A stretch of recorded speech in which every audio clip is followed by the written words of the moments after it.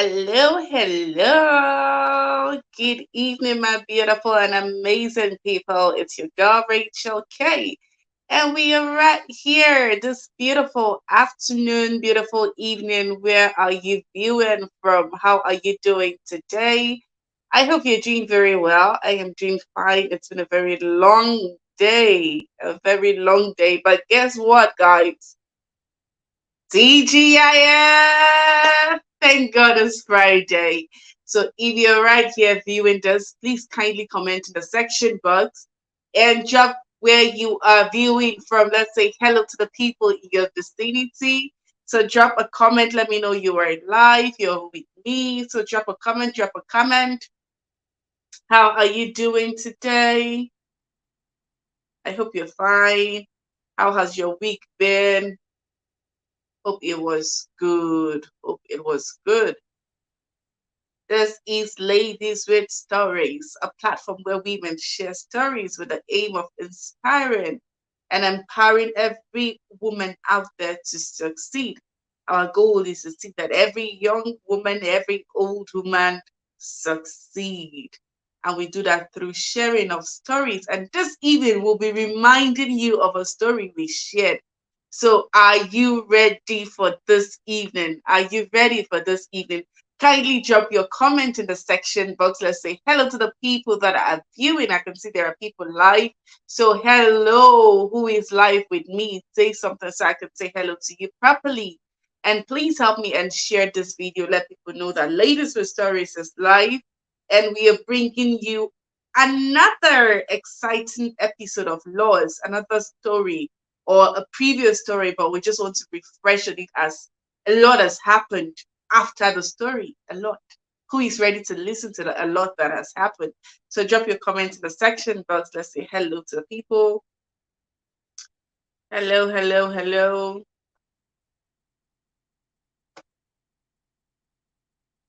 Kindly share this video. Kindly like the video.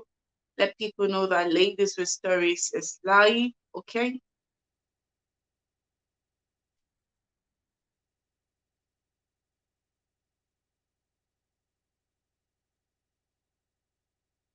All right. So I remember last week I said this week when we come live, we'll do a recap of what we have learned over the past 3 Fridays. So it's been an educative month in laws this July. We have learned a lot from our speakers, from myself, and it was just to align us with the vision of laws. We're here to inspire and empower you. And we do that also through, experiences. We do that through experiences, through knowledge. And we thought, okay, let's bring people that have had experience or have experience in this field. And we spoke about worries, we spoke about anxiety disorder, and last week we spoke about how to, prepare yourself to find the right partner while waiting for the right partner, making impact. And we picked on things like, okay, worries can be caused through so many factors. There are so many factors that can make you worried, like lack of money, stress, and so on. And we also spoke about to find a way to deal with this problem, you must find the main cause of your worry. You must know why you were worried, what is making you worried. It also speaks to trusted friends and family, somebody that can understand you. We made emphasis on understanding when you're communicating. It's meant to be a two-way thing. There should be an understanding. So you don't go and tell someone that has no idea what you're speaking about, and the person is adding to your own worries. And we also spoke about you finding a professional in that field. So a professional could be a therapist, a doctor, someone that can relate professionally with you. In case you've tried speaking to someone and it's still not working out, speak to a professional. And also we spoke about family vacations, taking yourself on vacations, music, and some alone moments could also be therapeutic to you. And then lastly, we said God is the ultimate. He knows you, He made you, so He has the solution to whatever it is that is bothering you. Prevention, all those other things you have tried has not, pulled through. But then He is always the beginning and the end. All those things come in between. So God is the ultimate. And along the line, while we're doing the studies on worry, we realized that there's something called generalized anxiety disorder, which is also from worrying.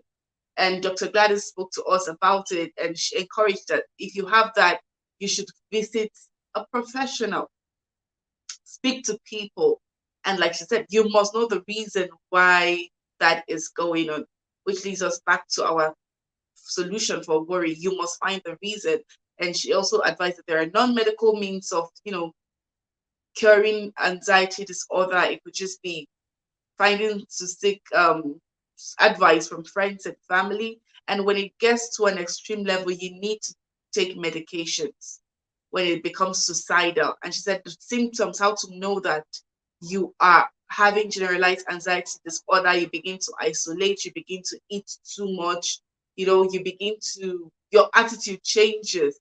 So from that, if you have someone that before you can say Jack, the person is there withdrawing, eating too much, and not socializing like before, then something is wrong, and that needs attention. So we should always be there, and we should be kind with our words and not be the reason why people are worried. And we also move further to last week where we spoke about how to find the right partner. No, how to build yourself and create impact while waiting for your partner. It was an amazing episode, amazing episode. If you didn't watch it, just do well to go back and watch that. It was amazing for the singles who were told that words of affirmation. You must know who you are. You must believe in yourself. You must love yourself up to know how to make impact. You must give value. There must be value that you are giving out that is the impact that you need to make. So if you don't know what you have, there is nothing you can give. So you must know what you have to give that out. And Victoria spoke to us about words of affirmation. When you are down, you need to affirm to yourself. You need to find things that make you happy. And she also advised that generally we should be kind with our words and be open to people who are still looking for their partners and who have found their partners. Do not just isolate to one group of people. You should relate with other people. So generally, that is what we spoke about in July. Yes, July. Yes, July. So did you learn anything in July? Yeah, if you did, kindly drop a comment in the section box with what stood out for you, what episode stood out for you. That way we're able to understand and know what to bring to you. Okay? So what stood out for you in July? Should we repeat July again? What stood out? What would you want us to talk about? And how have you used those things you learned? Have you made any effort to affirm to yourself, to be nice to other people, to be available for people? Or have you decided otherwise? If you have, drop a comment in the section box. So yes, we are ready to take you back on the journey with Joy Bishara. Recently, she just got engaged, and the internet has been, oh, Joy got engaged, Joy got engaged. Oh, from grass to grace, and the story. And I'm like, yo, we've had her on this show. She has shared the story with us. But not everyone was available when she shared the story. And we thought, okay, let's congratulate Joy by rebroadcasting this story again. It's a beautiful story, although it is very emotional, but it is a beautiful story. A story of hope, a story of, destiny changing. And today, Joy is happily engaged to her US fiance. Is it fiance or fiance? Fiance. Well, if it's fiance, I think so. She's happily engaged. And guess what?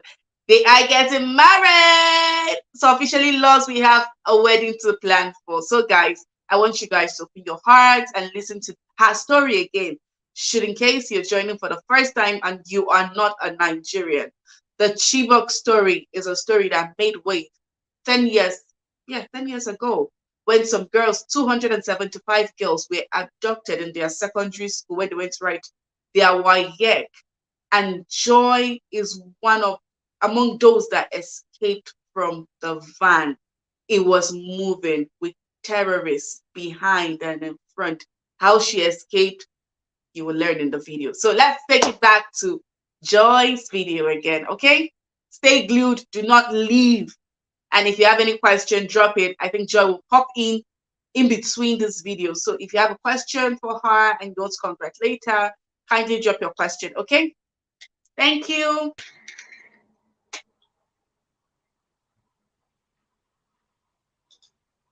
Hey, we are live.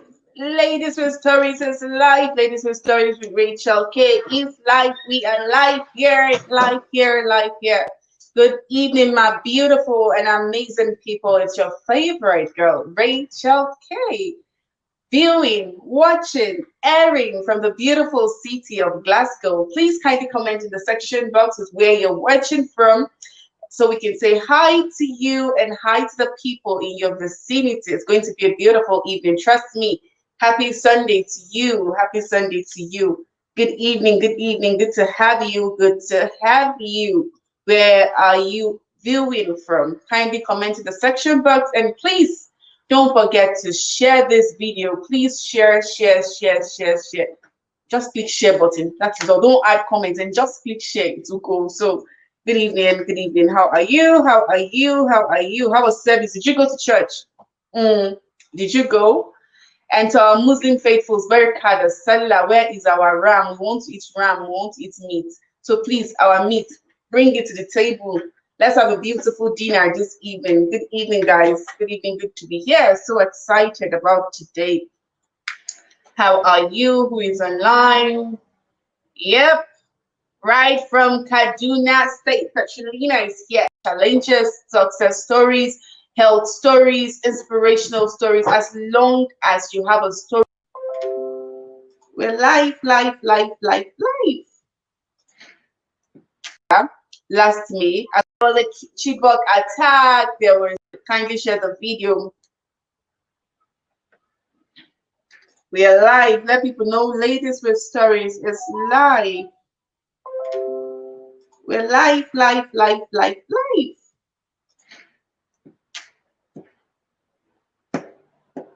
Have you followed us on YouTube? We have a YouTube, have you subscribed on YouTube? We have a YouTube handle, Ladies with Stories.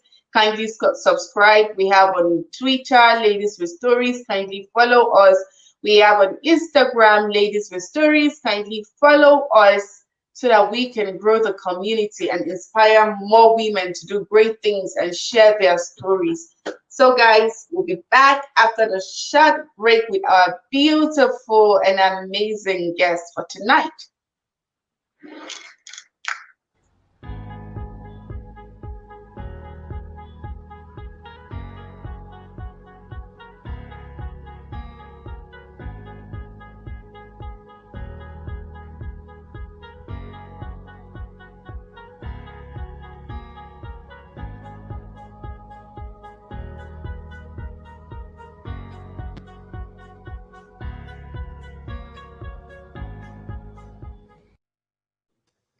Yep. Our guest is right here. Joy Bishara is right here with us. Come on, it's such a privilege to have you on Ladies with Stories platform. We have been hearing, there was a Chibok attack, there was this, there was that. So it's good to have you this evening on the platform. I find this as a very, very big privilege to have you on the platform. Thank you so much. But before I let you speak, I need to read your biography to our fellow community members. For those that haven't read it, Joy Bishara is among the Chibok girls who were kidnapped by the Boko Haram terrorists on April 14, 2014, in Chibok local government area of Borno State, Nigeria. Joy escaped and came to America to finish her studies. She graduated from high school in 2017 and was awarded a full ride scholarship to SEU. Joy finished her undergraduate studies in 2021 and bagged her master's in social works from Southeastern University in 2022. Joy has been featured numerous times on the national television. She was featured on ABC's Good Morning America last May, as well as the recent copy of People magazine. Joy has addressed the United Nations, met with the President of Nigeria and other head of states, In 2017, she met with President Trump in Oval Office, which was arranged by Doug Wead. It was on the White House picture of the day. Come on, such an honor to be on the picture of the day of the White House. I want to be there someday. Joy would love to open a non-profit agency in Nigeria to help those in need around Borno State. Guys, with a round of applause, a big smile, a high five, make welcome our guest, Joy Bishara. Good to have you, Joy. What a profile. What a profile. Come on. This is so beautiful. It's really amazing. We're really excited to have you this evening. Thank you so much for honoring us with your presence, considering how busy your schedules are. Thank you so much.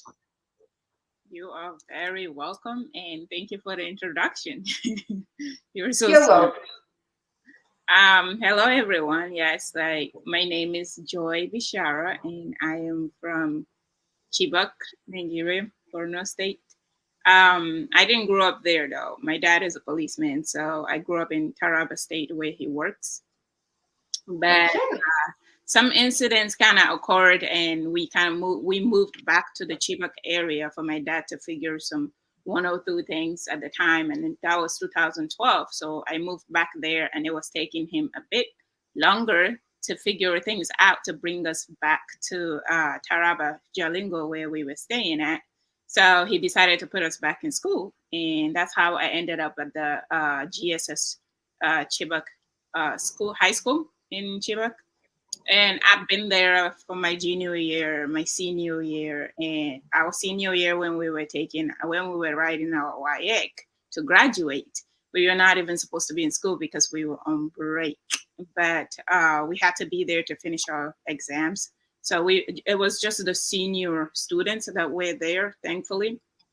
And it's not a pleasant incident that happened, but I'm glad that it was just the seniors, or else it would have been a lot more girls taken that night than just about almost 300 girls. So Yeah.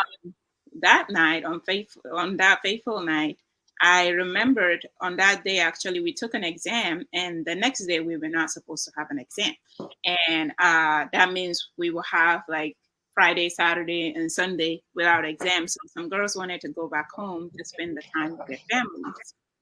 So they did. Some were able to gain pass because you have to be given pass to go back home.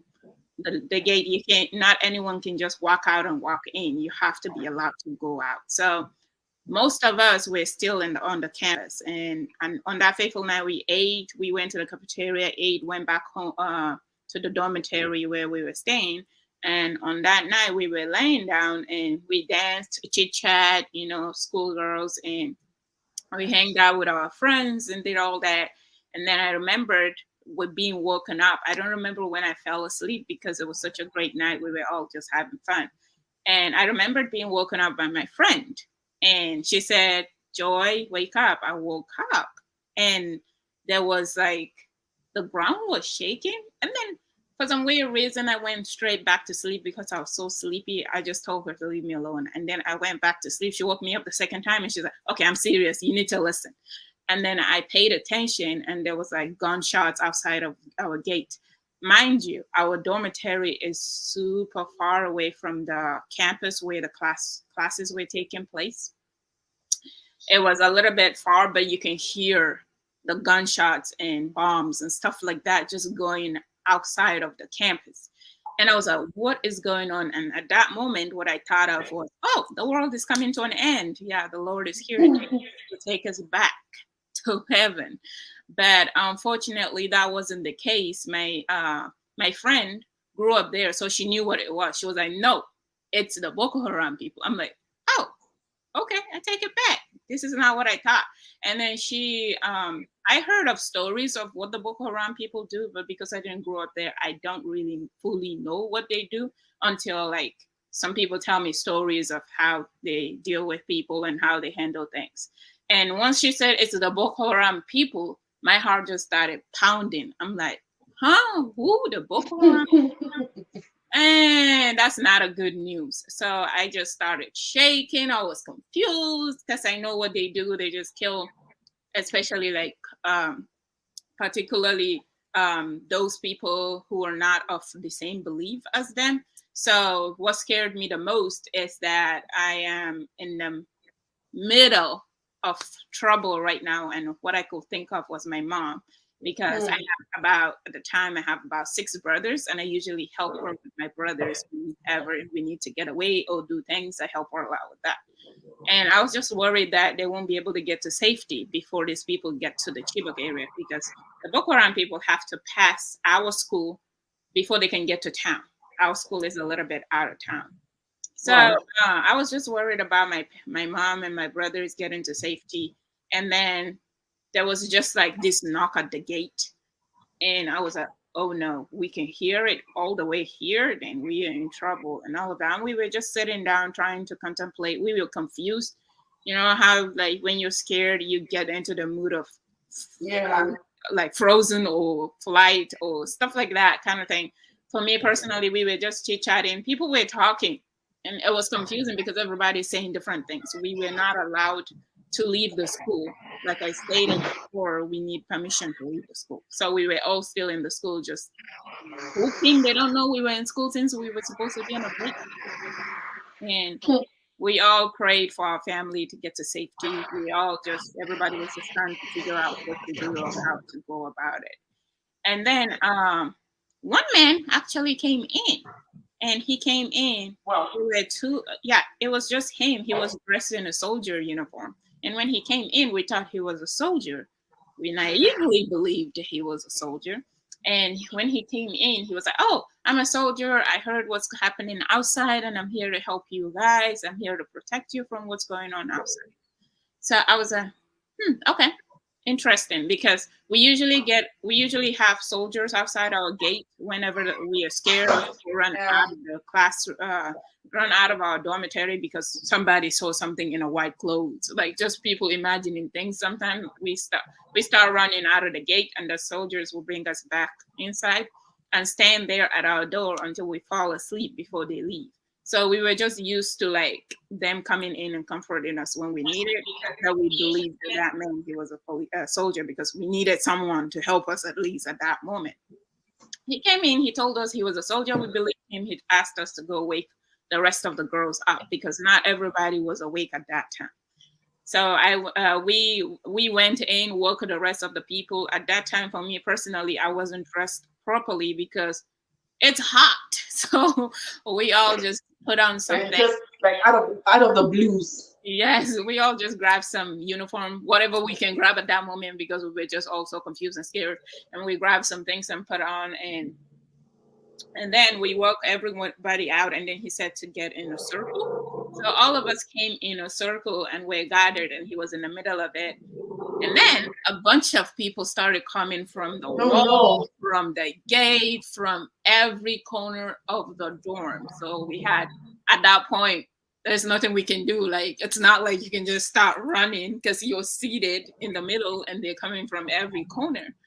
So that was when I realized he was not a soldier. He just came to deceive us for them to come in. And when they came in, their leader stood in the middle where he was standing to begin with and said, oh, so by the way, we are Boko Haram. And he started narrating the things they do and how they get away with it and how nobody can give it like an introduction. Exactly. How like no one can ever do anything about it. He was bragging in the sense that, oh, he's a Boko Haram. Usually they kill politicians, or they kill Christians, or they do that, or they kidnap. Like sometimes the one story that I heard that was horrific was that a pregnant lady, they cut her open just to see the gender of the baby. If it was a male, they would kill it. If it's a female, they would allow it leave. I was like, that is horrible. So he was just talking and blah, blah, blah, and bragging. And then he decided to ask us a question. He was like, so this is what he was giving us an example so we can cooperate or listen and do what he wanted. So he was just kind of preparing us to not disobey or do anything crazy. So his next question was, where is the engine to build blocks? And for us personally, we don't know where the engine of being the building block is. We're students. We enrolled when the school was already built. How are we supposed to know what was used to build a school? It was just like, I'm just like, you're kidding, right? Like, why are you asking that question? But at that moment, we were like, oh, we don't know where it is. And that angered him. So a lot of people started shooting guns on top of us. They're like, oh, they can just kill us here and nobody can do anything about it. So we better stop talking and blah, blah, blah. And then he pointed at two girls to stand up. And two girls stood up and he was asking them where the engine of the building block was because he thought in a group we were all just not being honest. So yeah. He pointed two girls to stand up, and one of the girls was right next to me. I was like, whoo, I dodged it. Because if it was me, I don't know how I would feel being able to stand up and face him and be like, oh, I don't know where it is. I honestly don't know because he's not hearing what he needs to hear. So when she stood up, he realized we were being honest, and then he was like, okay. So we all we told him is that the only thing we see come in through the school is the food, which the government sends food for the students. It comes through and goes to the cafeteria store. That's all we see that come in. So we told him it's only things that go through the kitchen that we see that comes in. So he was like, oh, okay, well, the two girls had to go show him where the cafeteria is.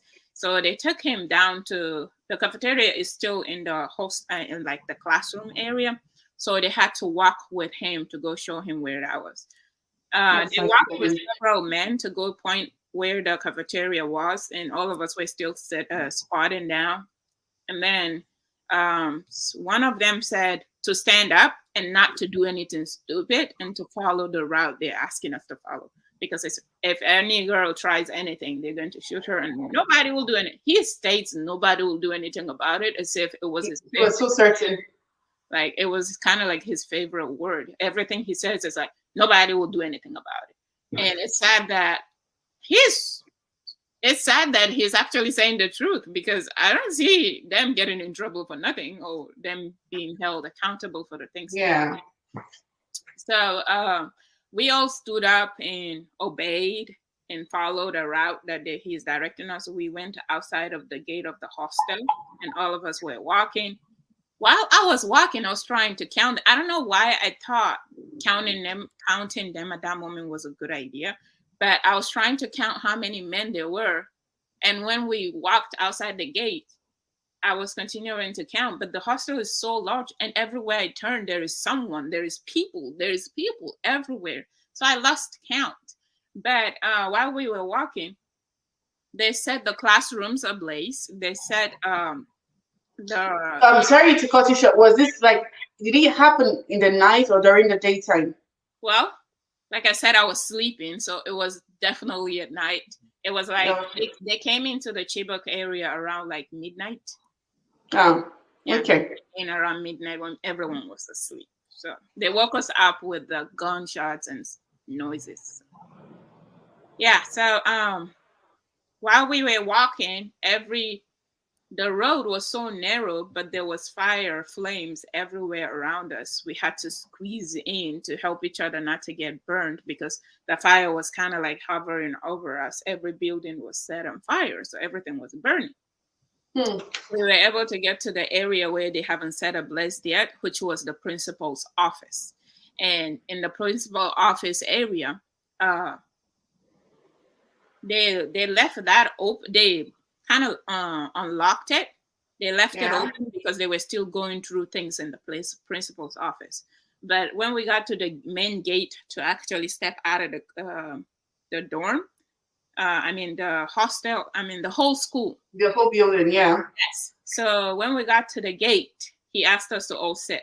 All of us were sitting because there's everywhere around. There everyone around us. There's so many. It's insane how many. Some of them are super small, supposed to be in school, like babies. They're carrying guns, and there's just so many adults and children involved, and it's just like it's so messed up. But while we were sitting down, he asked us to sit by the gate, and they unlocked the kitchen. The kitchen door is right up; we can see it.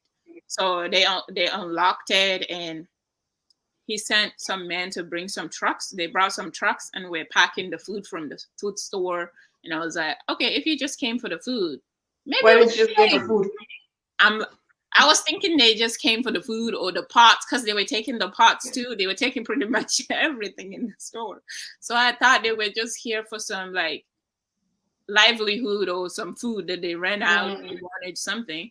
My thought is that based on the stories I heard, is that they don't kill women, they kill men. Mostly because they want to colonize the northern part.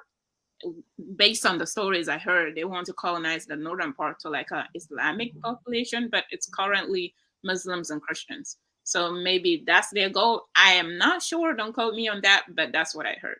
So they were packing everything out of the store, and once they couldn't pack everything out because the trucks were full, they set the kitchen ablaze too. So everything is pretty much on fire. We were still sitting down there, and when they were done operating, I was thinking they will let us go, like I said, because I'm a female and I heard they don't kill women. So I was thinking when they're done operating, they would just let us go. But when they were done, they asked us to stand up, and we all stood up, and they were directing us opposite of the town we are supposed to be going to, which is home. They were directing us opposite, which is going through like other villages and like going farther away from the Chibok community. So when they were direct, I thought when we get to the gate, they will be like, okay, just go home or something like that. That was what I was hoping, but that was not what they did. They were directing us to a particular route. And that was when my heart started pounding. I was okay, where is this people taking us? And they were surrounded. We are surrounded. It's not where like, okay, one person can just sneak through the bush and just escape. It's like, you can't. They have torchlights, they have lights. These people, I'm like, where you got all the torchlight enough to make sure everybody is in line and following your order from? Like, it's crazy. But we were all walking, and I remembered one of my roommate, she had surgery. And if not because she had to be there for the exam, if you don't take the exam, you don't pass. So she had to be there. That's why she was there. So the surgery was still fresh. It was like you know how the needle, like they sewed it, it's supposed to heal before they go take it out. It was opening up. Her wound was opening up because of the much stress and walk we were walking. She was screaming. It was so painful. She was crying. I was trying to help her. But then one of the men came back to us and said, she needs to shut up or else they will just shoot her. And I was like, where is your heart? Like, she's in pain. And I get that you don't know she'll have a surgery, but she's in pain here. Like, what do you mean you will shoot her if she doesn't shut up? So we were still walking. I tried to calm her down so she can be quiet, because these people are ruthless. They will actually shoot her and nobody can do anything about it, like he says. So we were walking. She's keeping her cry inside, in a sense. You can hear her trying to moan inside. It wasn't so loud. Yeah, it wasn't so loud, so they don't hear her and come back again, because with them, they're just merciless.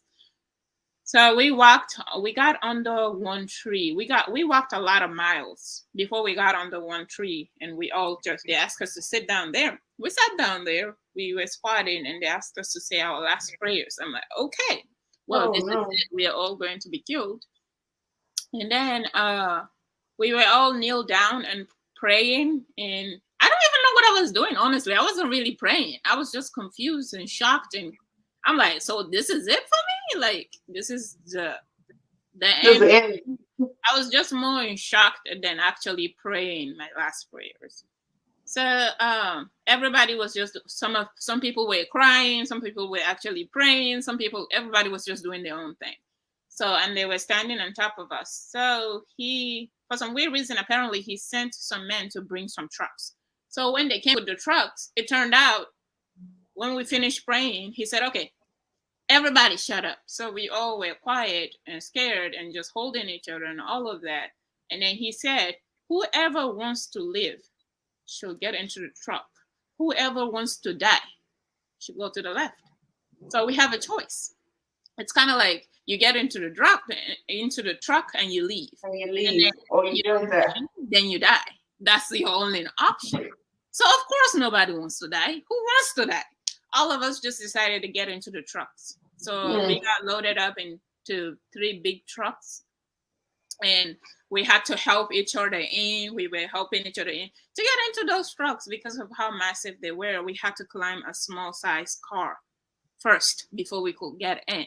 And the trucks were not empty. They had I think they stole a truck that has like a gas for cooking or kerosene or something like that in like big things. They were in the truck so tall, so we had to sit on top of it and at the edge of the truck and all of that. So we were sitting there, and some people were sitting on top. Some of us were sitting on top of us because those who are left outside would be killed. So we try to squeeze each other in, and then they started moving. Some of them were on a motorcycle, some of them were in a car, some of them were just everywhere. We were surrounded, the 3 trucks. So we were moving quietly. We were moving. But because they just stole a bunch of girls, they were speeding, and they were speeding through like bushes, and there are trees everywhere.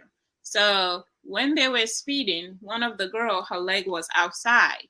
So her leg hit a tree, and you can hear it crack. It was so bad. She was screaming. She was right next. I don't know why everybody hurting was right next to me. I was just so confused with what to do, how to help. And I just tried to push the legs back into the truck, and right next to me, I was holding her. She was crying, screaming, and all of that. And one of the cars stopped to tell her to shut up. Of course, don't cry, don't make a noise, but you're being stolen right now. It's just so difficult. So we continued on going.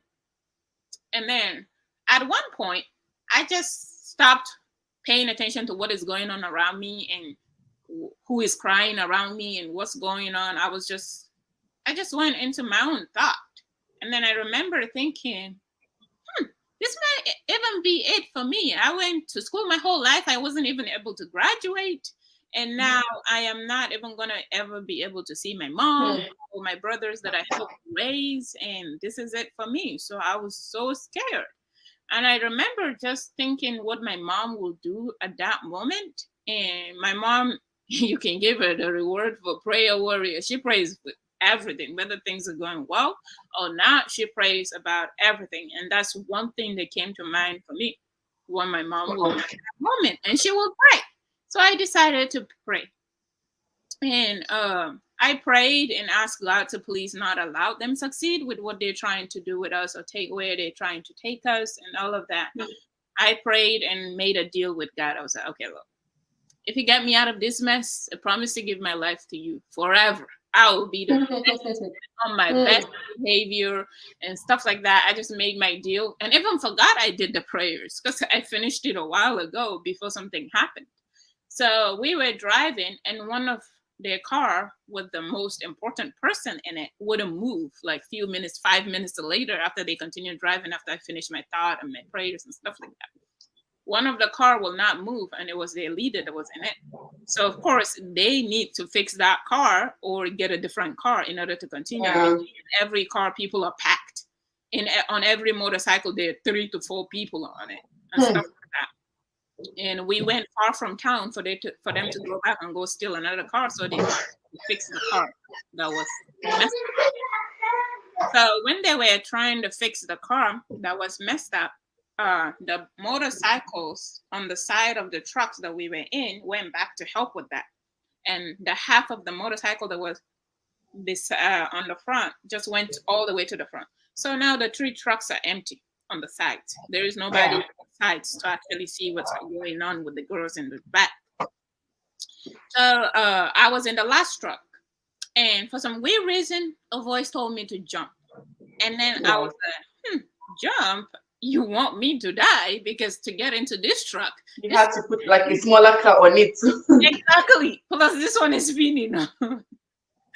This car was speeding so hard. And I remember getting in when it wasn't even moving. I had to climb another car. I'm like, I was arguing with that voice. I'm like, you want me to die? Because that's not going to happen.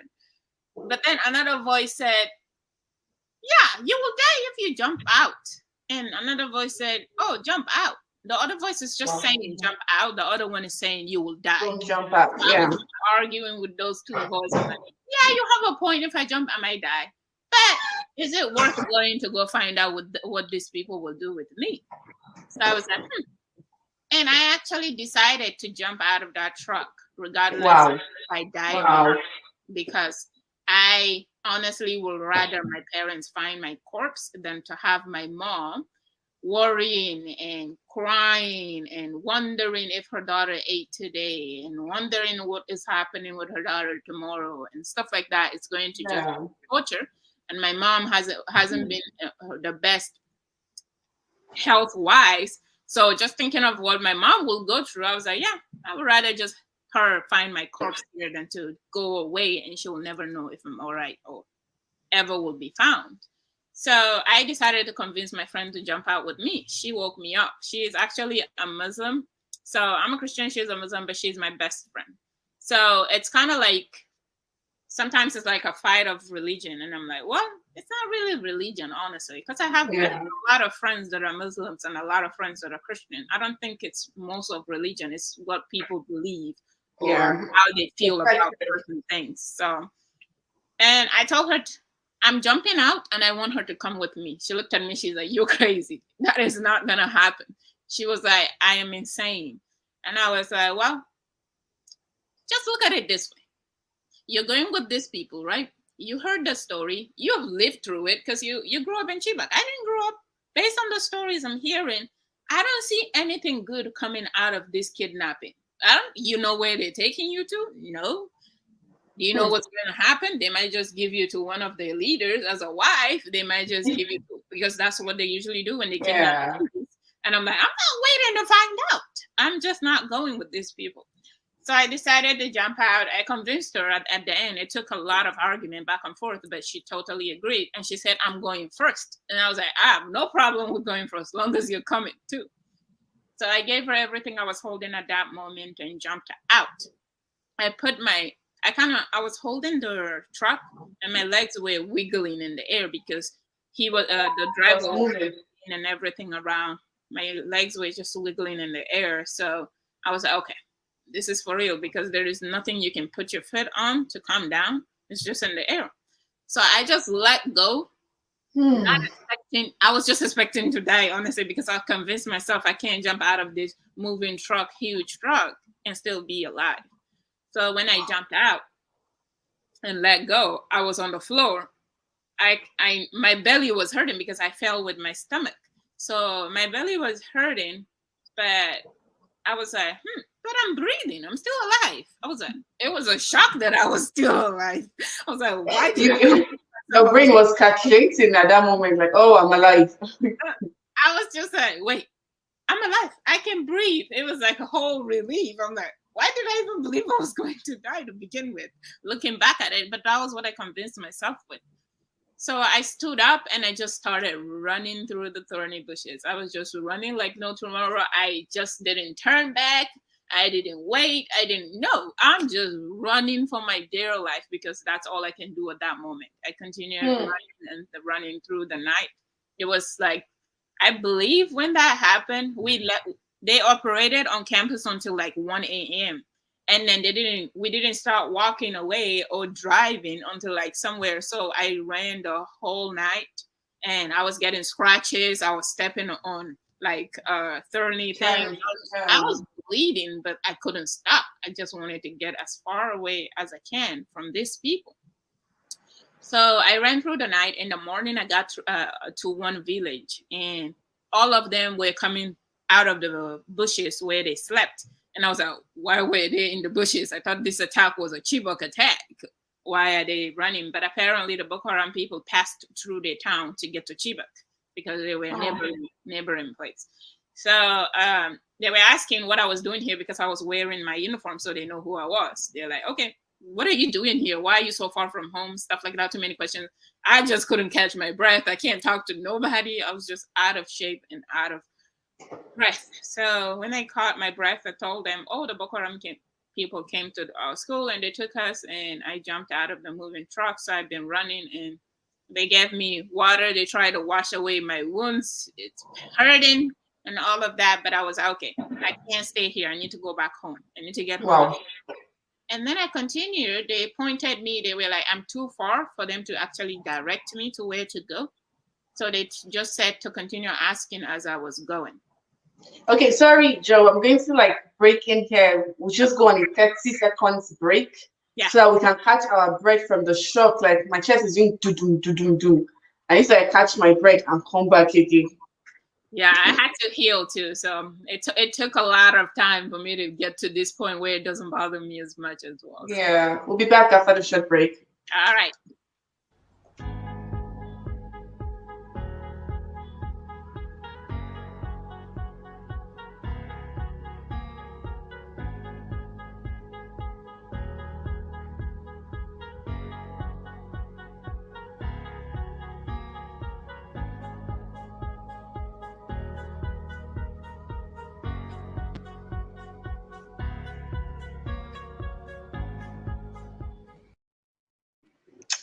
Welcome back. We're back, and Joy Bishara has been sharing, I don't know what to call it, horrific, courageous, and spirit-filled trip right now. Because I don't know what would have actually told you to jump from that moving truck if not God's voice. I don't know. For those that don't believe in God, I'm sorry, but just know that that is God saying move, and you obey. So let's continue from where they were washing your feet and directing you to go back.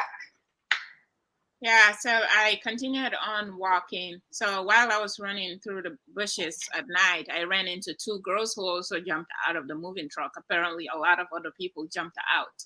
So I ran into. Can I ask, what about your friend? Did she jump out too? Which one? Are you referring to Lydia? No, your Muslim friend, the one you said you gave her your food. She jumped out, but I didn't. When I ran, we didn't run the same time. We didn't even meet. So until I got home, that's when I found out she was already home. I'm like, how did you get home first? Okay, now I feel so happy. You can continue. Yeah, she got home too. She's fine. So yeah, I ran into two other girls, and I screamed when I ran into them. I thought it was the Boko Haram people, but it was the two other girls. So when we got to the village, it was the three of us that were talking to the villagers, and they were directing us on the road to follow. So the three of us were walking, and then there was a man that was on a motorcycle trying to go to the farm. So we were trying to ask for a ride because we're still too far from home and we need to go. So we asked for a ride, but we were skeptical because anybody around there can be a Boko Haram. They can just take us right back because people there, the Boko Haram live among us, and it's difficult to trust people because they're from there too. So it's more so that we were asking him for help, but we didn't want to open up on who we are and why we need help and stuff like that. But he wouldn't help us if we don't tell him what we're doing here and why we look the way we look. Yeah. So we ended up having to decide if we want to trust him and tell him who we are and risk maybe ending up back where we started, or do we need that help of a ride as bad that we want to share? So we just all decided to share, and we told him in crossing fingers, hoping he wasn't one of them, in somebody who can actually really help us. So we told him who we were, what happened, how we ended up here. And he was like, oh, okay, no worries, I'll give you a ride. So he took all three of us on the back of his motorcycle. So all of us fed on it. We fed on it, and he drove us back to Chibok. And when we got back to Chibok, a lot of parents went to the school, and the school was on flame, but there was no student to be found. So every parent was confused. Oh, like when we got my daughter, they surrounded us asking, oh, where is my daughter? Did you see her jump out? Is she on her way? It's just too many questions going on at that point. So I told them, I don't know. I don't know who jumped out, who didn't, because I just didn't pay attention to know who jumped out or waited to find out or stuff like that. I was just running for my life. So hopefully your daughter jumped out. Hopefully your daughter jumped out. I just try to comfort them as much as I can. I continued walking home because he took us to the Chibok market, but I know my way from there. So I was able to walk back home. When I got home, my mom was out of it. She apparently went to the school, and there was no one at the school. There was no students in the school. It's all in ashes, burned down. So she went back home and just sat and started crying as if somebody died. So her friends were around her trying to comfort her. As soon as I walked in, she just stood up, ran and hugged me. She was like Oh, so much relief that I was back. So yeah, so that was my story and how I went back home. wow. Like that was some really, really, really, really, really brave story. I don't know. Maybe if I was the one, I'd have continued in the truck. Who knows? Like it's such a really scary, scary, scary journey that you had. I'm so sorry about that. And thank God things are good now. So moving to the second part of your life, because your biography said you went to America. How did that episode happen? Because right now we know that this person doesn't speak like us. So obviously you've been there for, for a while. So how did you go there? What happened from that very moment you went back home? Did your parents sponsor you to go to America, or just how did it happen? It's interesting because I have a lot of friends, Nigerian friends, who think like, oh, the government took you to school or stuff like that. No, the government had nothing to do with my education. So Wow. when I got back home, the story became popular and everybody wants to know what happened. The Chibok saga at the time, there was no full story on what happened exactly. So the news reporters were showing up to Chibok to speak to the students that escaped, but most of the students there grew up in Chibok and they could not speak English. My English wasn't good either, but at least I grew up in Taraba where the school forces us to speak in English. So I was they able to understand me to a point where all of them were just showing up to my house to interview me. So Hmm. I was kind of like interviewed several times about the story, but then there was a congresswoman from the U.S. Her name is Congress Frederica Wilson, who went to Nigeria. She was at the Nigerian embassy in Abuja, and she decided she wanted to hear the story, firsthand story from the girls who escaped. So she reached out, and there was a family in Jos that a pastor from like somebody from Abuja. I don't know how it linked up, but somebody from there who coordinated with her reached out to the people in Just, and the people in Just reached out to people in Borno State, and that's how my uncle. Whew, I need to catch my breath because one of my Yeah. cousin, kind of like a cousin friend, her dad and my dad, they have the same dad but different mother. I don't know how to say it, but we are related. So she Dorcas Yakuba is her name, and she is still not yet found, which is 8 years ago. Sorry. So he was the one who came to our house. My mom at the time was so protective and doesn't want to let me out of her sight when I came back. So he went to my uncle, whose daughter is still missing. He's trying to get people to share the story to see if we can find help, so his daughter can come back as well, stuff like that.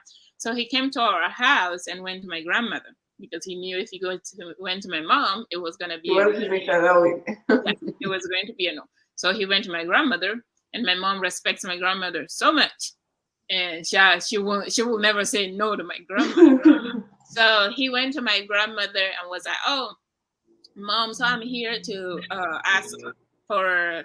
The pastor reached out to me asking if I can get some girls who escaped so they can go share their story in Abuja. So I'm here to see if it's okay for me to take a Joy with me to Abuja to share her story with the congresswoman who came from America. My mom said no. She said no completely. But my grandmother decided that yes, I'm going. Hmm. So it was hard that my mom was going to let me go, but she did. And I, and Lydia and I were the two people who my uncle took to Abuja. So we went and we were in front of Congress Frederica Wilson. She actually didn't went there alone. She came with Congress Joyce as well. The two of them went there to hear firsthand story because they Yeah. heard pieces of what happened, but it's not really full story. So we all went there and we shared what happened, pretty much what I just shared with you guys. We shared what happened with her. And then at the time, her first question after our story is, so would you like to go back to school? And I was like, who is talking about school when I just survived? I just got kicked out of school. You're talking about school again? No, woman. No way. There's no way. I'm not going anywhere. I would rather just stay at home with my mom. Even if I need to go to the farm, I'm going with her as long as I'm right next to her and nothing will happen to me. So, but then I told her no. And then she was like, oh, okay, well, here is my card. Just think about it if you change your mind. You know, people, some people, they usually just give you a window to think about things and then get back to them. So she gave me her card. She kind of like allowed us to go and think about it. And it turned out that if I wanted to be a doctor at the time. So if I don't go to school, that dream is not going to come true on its own.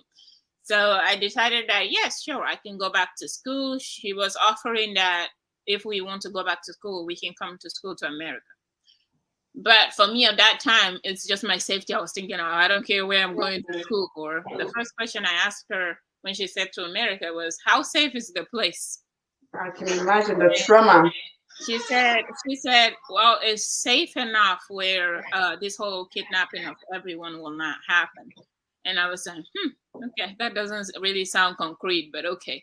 And then she allowed me to think about it. So I decided, yes, I would like to go back to school to become a doctor because I want to save lives, and I can't do that without becoming a doctor. So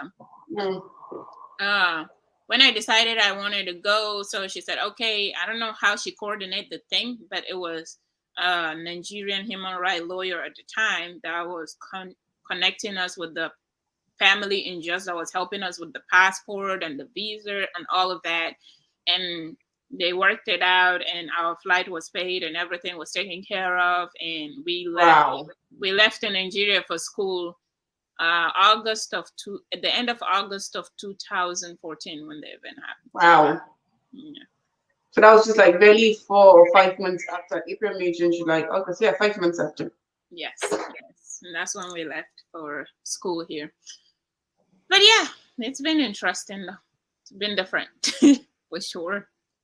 So how were you able to manage a cultural shock? That one was difficult. Because so when I came here, they have all this pizza, all this cheese, all this stuff like that. I'm only used to like fufu and some sauce together. I couldn't find none of that. I was so confused. I'm like, hold up a minute. And at the time we came, at the time that it was starting to become cold because of this, the winter time. So it started snowing, and I was somebody take me back to my hot Nigeria. I wanted to come back because it was so hot and the food wasn't really what I know or what I'm used to. So at the time, all I eat is fried ramen noodles with eggs. Before a Nigerian lady who knows where African stores were came to our age. She kind of came and was like, okay, these girls ain't eating, because someone at the school kind of like who watches over us, she's white, so she doesn't understand that we are not eating. She just knows that we are not eating. So she reached out to someone who is Nigerian, who knows kind of like how we feel, who have been here and been through that. So the lady came and she kind of like was talking to us. She was like, oh, okay, so I know of a place that you will see something you will recognize. So she took us to an African store, and the African store has everything we need to actually cook. So we went shopping. We were excited. We just like Christmas Day for you. Yes. We just started running in that store, grabbing what we need, and we went and cooked, and that's how we discovered the African store. Since then, we never departed. We always go there to go get some food.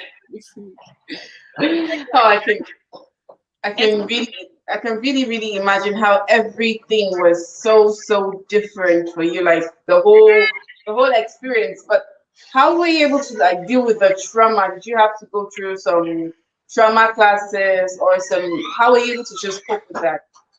Honestly, no. At the time that this whole event happened, when I escaped, even before I came to the US, it's like every time I go to bed, it's like the voice of like, oh, I can kill you right now, and nobody can do anything about it. and it's the dream that they can always come back and get me, kind of thing. Because they always, even when I escaped, I came back a few minutes later, people were running through the thorny bushes to go hide because the Boko Haram returned. Wow. It wasn't the Boko Haram, it was like soldiers who came after the aftermath. Like, we've been on that campus. When we actually need the help, they don't show up. It was after we were kidnapped and I escaped and came back home. I even showered and the whole event calmed down. That's when they're showing up. I'm like, this is when we need the help? Like, that was not when we need you. Yeah. When we were actually in danger. But they showed up, and everybody in the Chibok community thought it was the Boko Haram who came back, because we just have this kind of like panic thing. We are used to them just showing up anytime. So people just try to go to the thorny bushes to spend the night and come back in the morning and stuff like that. So it's just so traumatic and different thing. People are just used to like panicking and running and always trying to run away for your life, because whenever they show up, they kill a lot of people. If you're still sleeping in your home, they burn down the whole house with you and your family in it. And it's just, people are just used to so much there that they're just ready to go, ready to run, ready to get to safety, ready to spend the night. And when I came back, we've been cooking and spending the night in the bushes for like a whole 3 weeks before everything tries to go back to normal slowly, because they can get back to any time. So when the soldiers showed up, people thought it was the Boko Haram, because the Boko Haram dressed as a soldier too. So yeah, so you don't know who to trust. Yeah. Them anymore. So that was difficult. It was a difficult transition because I was spending the night in the bushes and not in my bed where I belong. And also like having dreams of like their voices and what they can do and what they cannot and how they can get away with it and all of that. And even when I came to the US, I constantly have nightmares over it. And it was a difficult transition. I honestly haven't really been in the therapy like to be like, okay, I want to deal with this until like this year, 2022. I dealt with it in a sense that when I came to the US, my mission, when I started sharing my story, I shared my story millions and millions of times. And at the time when I was going through it, it was difficult that I have to relieve my trauma. When I'm sharing, I'm relieving my trauma because I'm going back to like the event that happened and what took place and all of that. So it's relieving the trauma. But at the time I was trying to quit sharing my story.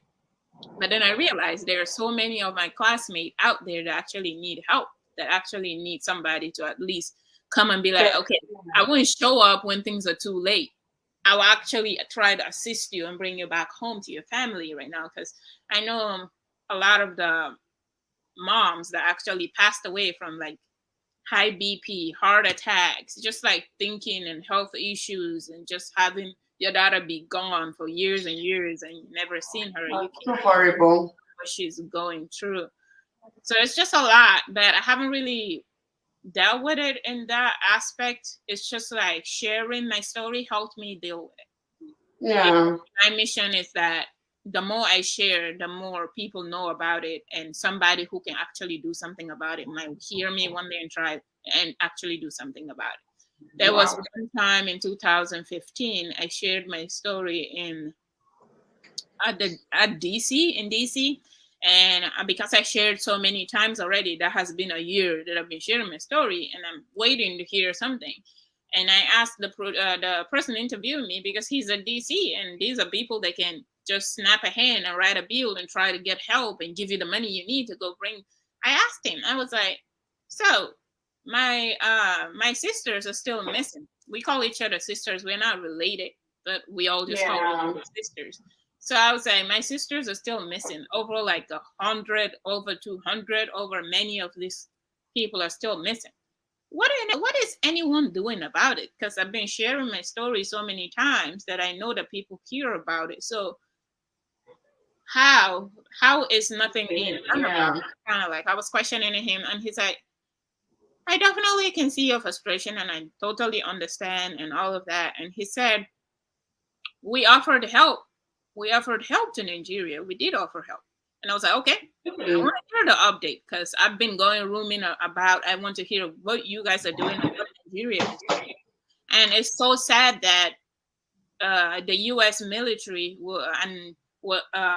the U.S. offered their military to go with the Nigerian military or to train them or to go with them to go rescue the girls in the Sambisa forest to actually go and fight and bring back the girls. But sadly, our government decided that, oh no, they can handle it. Oh, our soldiers will do it and stuff like that. They turned down the offer and the help. So the U.S. is like, okay, since you don't want our soldier to come and help or go with you to go bring back these girls, here is some money so you can train your soldiers and supplies and everything you need to actually go do it. Right? They were given this lots of money. I used to know the number because he told me exactly how much it was. Wow. But they were given that money to bring back the girls.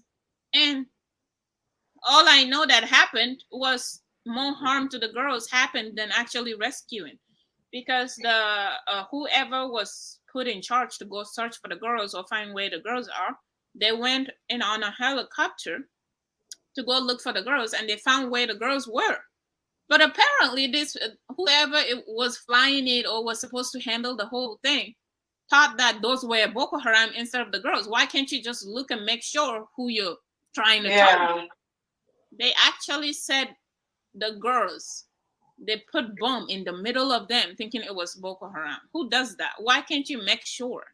And a lot of the girls that the government, after the aftermath happened, like a lot of the girls currently they're over 100. Two girls came back. That's like 99 girls still missing. It was 102. It was 112 girls that were missing. So 2 came back. That's 110 that are still missing up to this day. But after the girls that came back, I kind of heard that some of them came back with like injury. Yeah. Like 21 girls were released due to like exchange between Buhari and the Boko Haram. And then 82 girls came back due to the same exchange. It's like releasing the bad men from prison and getting your girls back. Kind of like that was like between them. And it turned out like some of the girls had to come to the US for treatment because some of them don't even have arms, they don't have legs because of the bomb that was set that kind of set them ablaze. Some of them died in the middle of that. So out of these 110 girls that are still being counted that they're missing, some of them died, but we don't know which ones. You can't really tell which ones because the research person was not trained enough, or instead of accepting help, they accepted money instead of accepting help.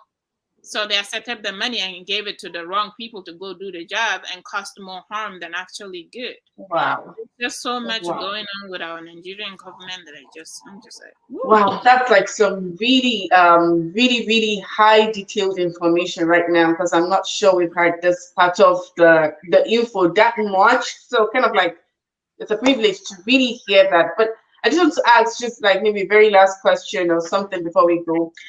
About 2 weeks ago, 2 girls were found with their babies. How did you really take that news and how did you digest the news? Seeing the picture, what came to your mind?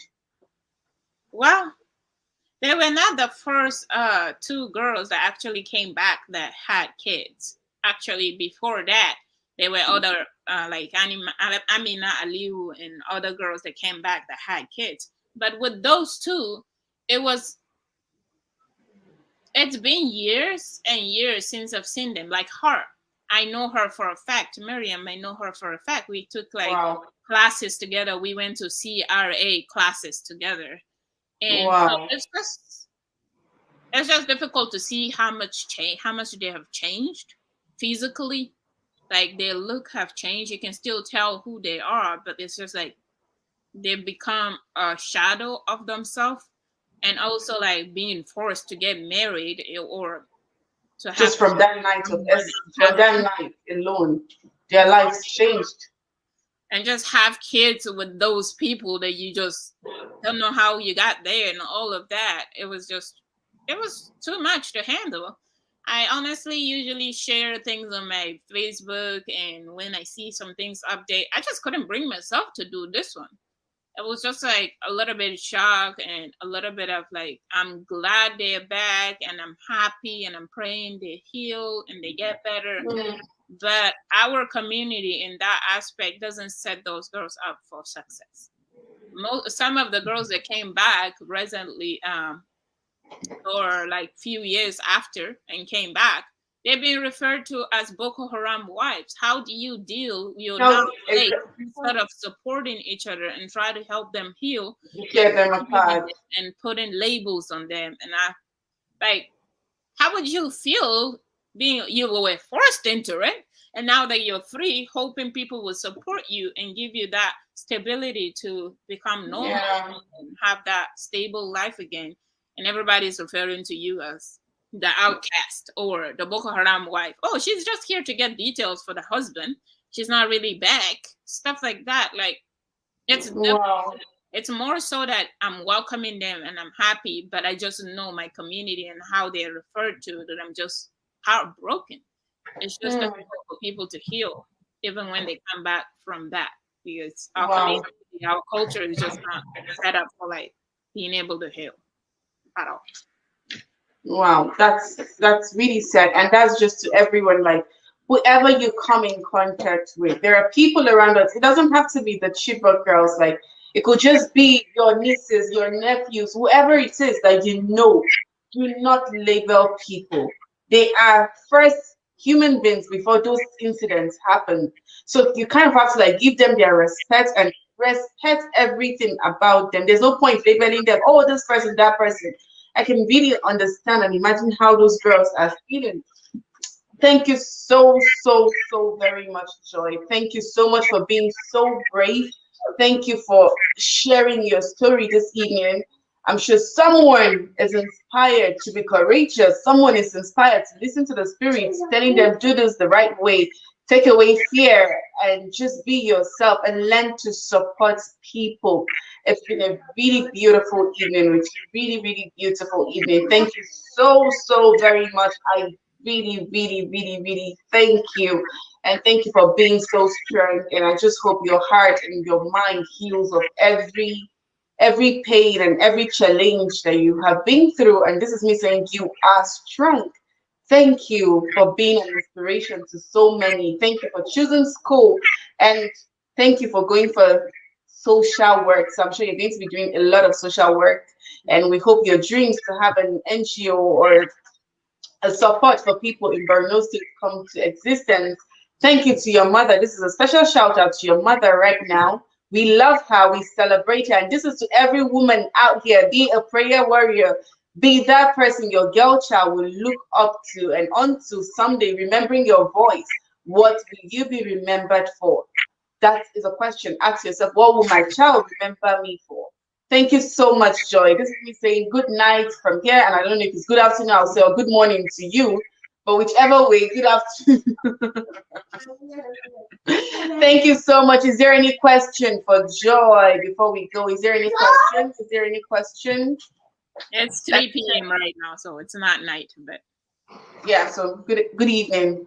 Yes. Good evening. I hope you are enjoying your pizza and your cheese now. I'm sure I still don't like pizza. It's not every food I eat. Still, I still go to that African grocery store. It's in the blood. It's in the blood. Thank you so much. Thank you for sharing. God bless you, dear. Any other question about please check if there's a question. No questions for her. Thank you so much. Your comments are dropping.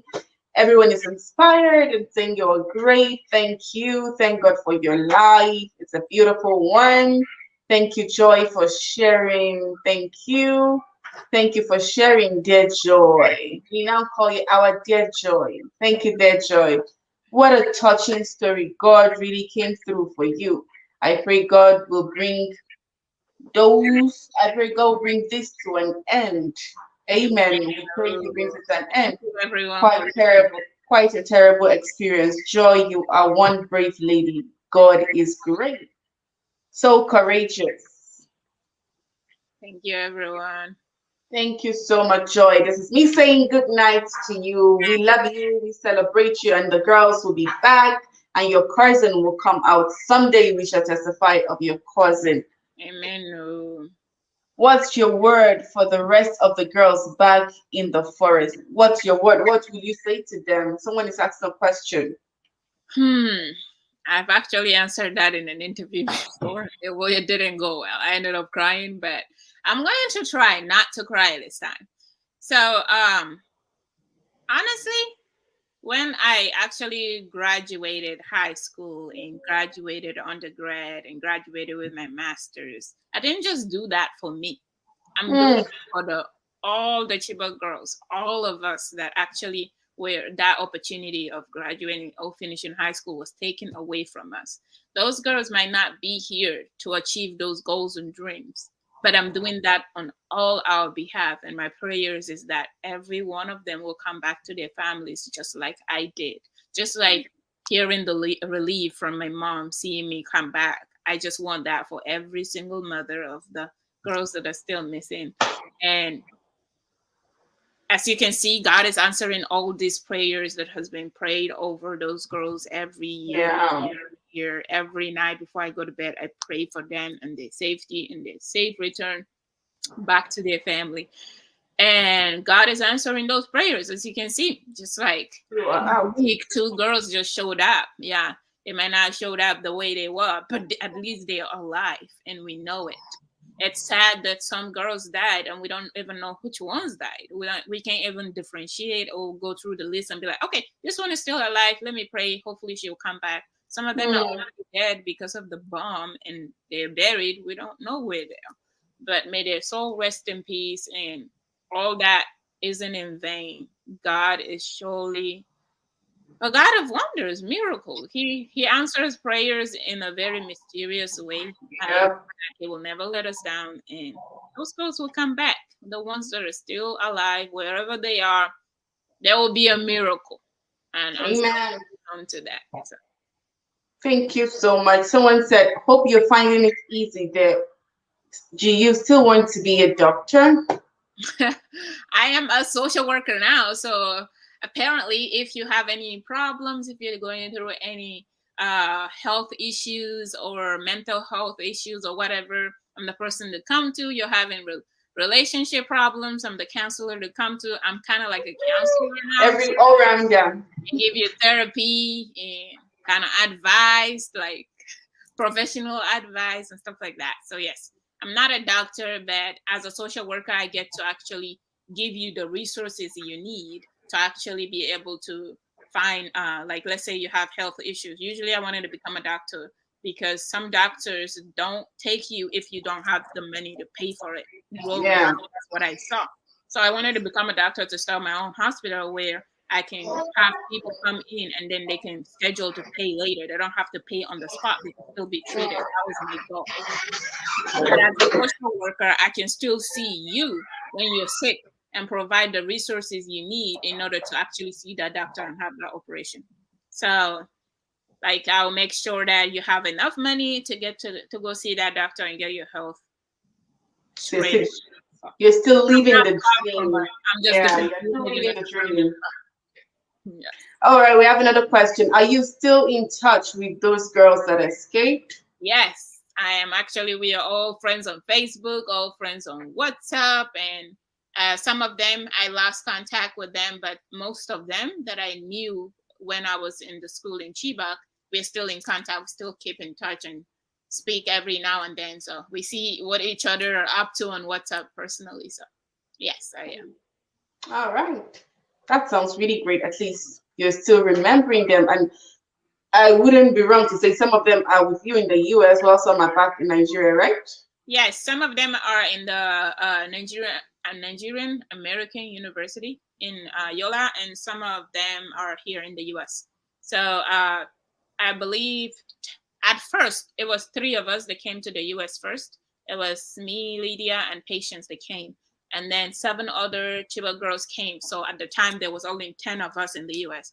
But now we have other two in Indiana and three somewhere else. So we have several in the US now. So thank God. No, that's beautiful. So there is hope. With life comes hope. So if I don't know how this will be, I don't know how it will sound, but I don't just want to sound, don't get me wrong. So in other words, we can say all things work together for good, because Yes, this is you right now.